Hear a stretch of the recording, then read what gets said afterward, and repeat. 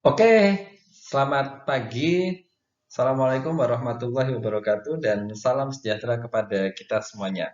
Kali ini kita akan belajar tentang manajemen strategi di pertemuan keempat, minggu keempat. Jadi kali ini kita akan studi kasus tentang Kampung Flori. Jadi mungkin ada teman-teman yang sudah ke Kampung Flori. Kebetulan saya salah satu konsultan pendamping yang bekerja sama dengan BI. Jadi Bank Indonesia bekerja sama dengan Kampung Flori dalam konsep pengembangan ekonomi lokal. Nah, kemudian saya support sebagai salah satu dari konsultan pengembangan bisnisnya. Nah, kita akan bercerita tentang bagaimana sih strategi pengembangan bisnis yang dilakukan di Kampung Flori. Jadi ini kita awali dengan konsep PDCA atau Plan Do Check Action. Jadi awalnya adalah kita lakukan bagaimana sih perencanaan atau rencana kerja yang ada di Kampung Flori. Kemudian kita melakukan sesuatu otomatis sesuai dengan standar operating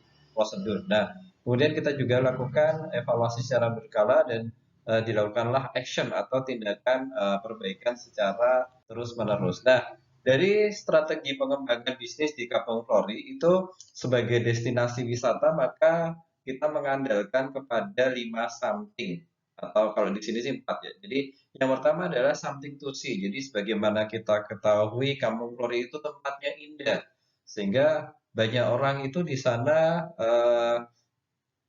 di Kampung Flori itu ngapain sih?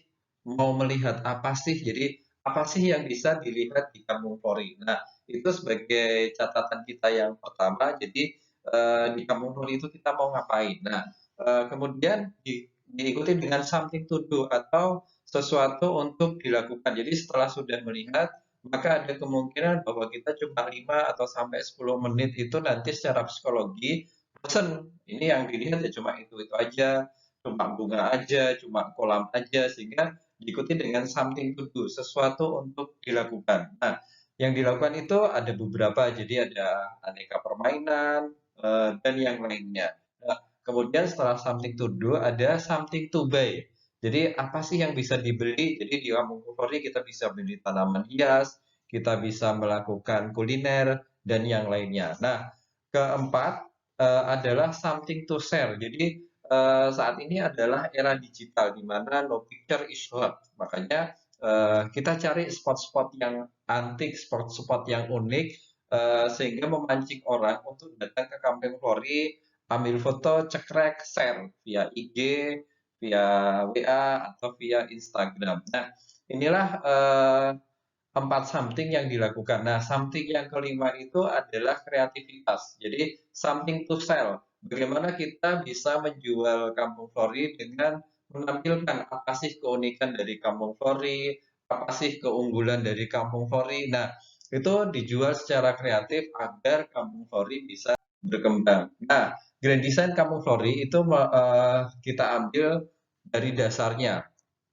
Jadi awalnya adalah apa sih visi dan misi dari Kampung Flori?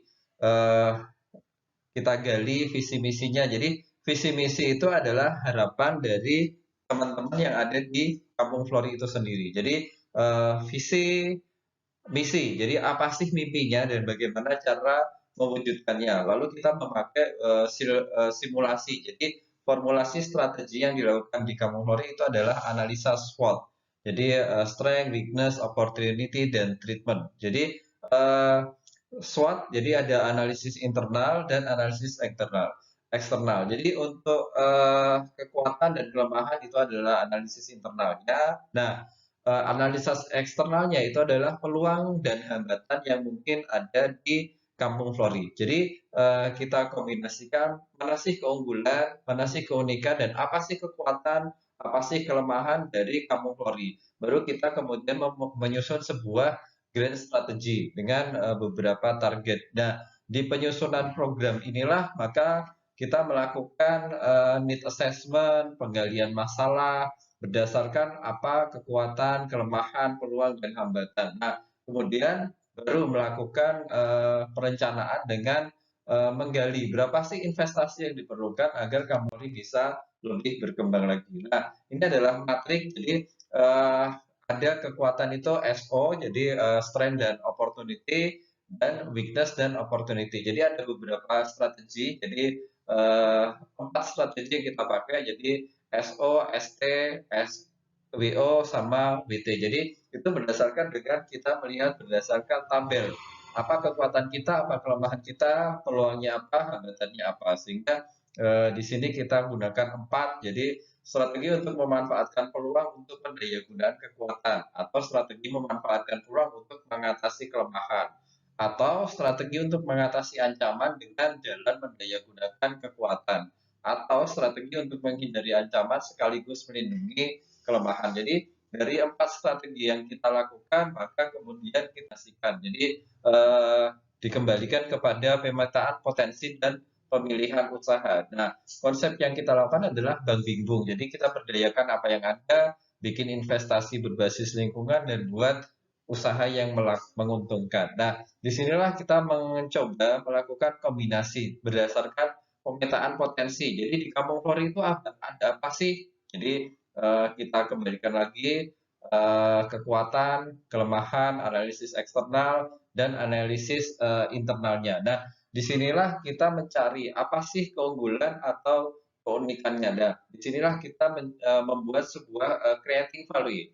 Jadi membuat nilai kenapa sih Kampung Flori bisa berkembang, atau apa sih yang membuat Kampung Flori itu bisa berkembang. Jadi ada keunggulan dan keunikannya. Jadi Kampung Flori dibandingkan dengan yang lainnya, misalkan kita cari semacam Kampung Mataram, Kampung Mataraman, Kampung Korea, Pujon, Sarangan, atau yang lainnya. Nah, keunikan apa sih yang unik? Jadi unik itu ya adanya cuma di Kampung Flori. Jadi kita dari sensitivitas bisnis, kemudian bagaimana kita menciptakan sebuah value atau nilai yang ada di Kampung Flori. Nah, analisis bisnis adalah bagaimana kita mengasah indera, empati, dan intuisi untuk menangkap peluang dan menerjemahkan ke dalam konsep bisnis. Jadi di sini ada peluang bisnisnya itu seperti apa, permintaannya itu seperti apa, persaingan atau kompetitifnya itu seperti apa, dan bagaimana kita agar bisa memiliki keunggulan yang kompetitif. Terus ada kita cari juga gap analisis, jadi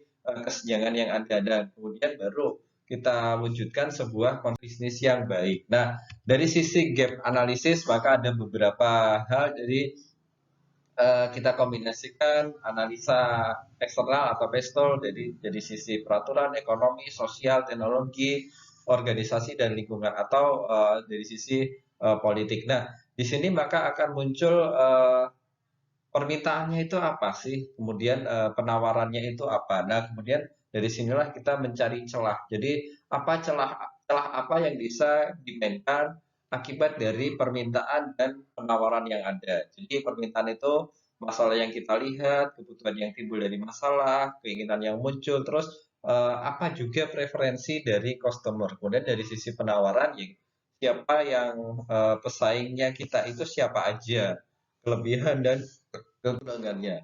Nah, baru kemudian kita menciptakan value. Jadi nilai tambah itu bisa timbul dari mana-mana. Jadi bisa dari harganya, lokasinya, penggunaan yang lebih praktis, kemasan yang lebih menarik, bahan yang berkualitas, teknologi, pengalaman yang unik. Oh, di Kampung Flori itu ada ini, ada itu. Terus ada sentimen, ada privilege, dan juga keunggulan atau kelebihan yang lainnya. Nah, ada beberapa konsep kreativitas yang dikembangkan. Jadi waktu itu kita bekerja sama dengan Bank Indonesia, kita uh, survei. Jadi kita sampai ke Malang, kita gali. Jadi berdasarkan input, proses, dan output. Karena kunci sukses itu ada dalam diri kita. Jadi kunci sukses itu adalah kepada SDM yang mau berpikir kreatif dan juga inovatif.